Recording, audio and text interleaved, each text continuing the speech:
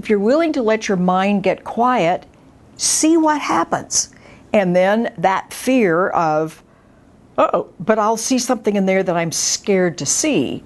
Well, it's be adventurous and don't be scared to see it. In other words, it would be like if you went off on a safari someplace and you're going through the jungle, you might encounter things which are challenging, but hopefully that's not going to keep you from an adventure. But we're not adventurous enough. We just stop at the first, I don't know what this is all about, rather than just moving through. And if you're willing to take a look at the things that you fear, the things that you're afraid you are, you just pass right through them. Yeah.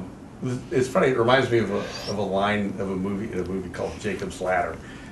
And the line is, the devils we see are the angels sent to save us. Yes. And, so many times in my life, I'm grateful for the things I thought were the worst thing that ever happened to me. Were the best things that could have possibly happened to me. And I couldn't have gotten here if it weren't for that. All of us here have lived long enough, even you younger ones, to recognize that some of the things you had to...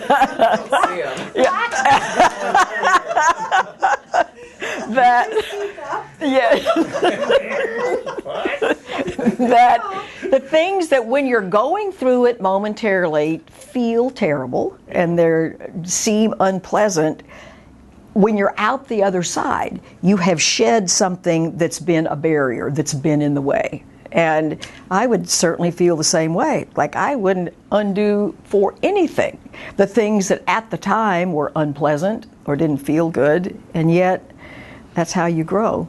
And guidance will lead us there. I think you mentioned earlier that indicates that sometimes you can be really sure, like this trip I want to go on more than anything. I remember when we went to Turkey 10 years ago, when we found out we could go on that trip, there was such a yes. I was nearly ejected out of my seat. I mean, there's nothing equivocal about, I think this is the most wonderful thing, I can't wait to go. And while I was there, I had probably the most serious accident I've had, because I tend not to have accidents where I don't know what happened. I still don't know what happened because I was knocked unconscious and I'd smashed my face on an big old flat stone. Thank goodness it wasn't gravel, and thank goodness that my head was slightly turned, and so I have a scar here.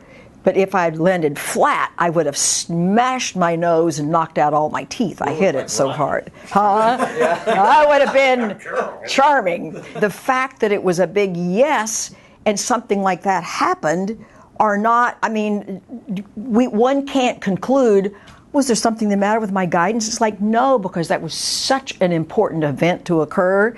And I know why it happened and can put the pieces together, and I was able to let go of something I needed to let go of. So sometimes you can't be disappointed when at first you're doing something and you think, I'd swear I was meant to do this or meet this person or go to that place or take this job or say yes to something, and then it forces you to face that fear because you're going deeper and deeper and deeper into experiencing directly the light.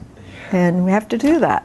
That was one of the most comforting things about this DVD to me, because when I first was thinking about guidance and going through all this, I was one of those people that was like, well, I want to do it right, so how do I get my best guidance and really develop that and make it better and better and better? What program can I follow and how can I do it? Mm-hmm. And realizing that almost basically everything is guidance. I mean, if my inclination is to do something, that is guidance. And then when I fall flat on my face or trip or do whatever, that if I'm deciding and willing to see, not to fight it and say, oh, what now does that mean for what's going on within me, that's when I'm saying yes to guidance, as to following the ego voice that would say, well, see, you screwed it up and you shouldn't have done that and you did this and exactly. You did that. And it made me think, because the beautiful Sufi poem that you read in there, it made me think of this other Sufi line of, I think it's like when we walk through the garden and we step on a thorn, we have to always remember to say thank you to the thorn. Yeah. Because it's just, that's our angel. It's helping get rid of what needs to be gotten rid of.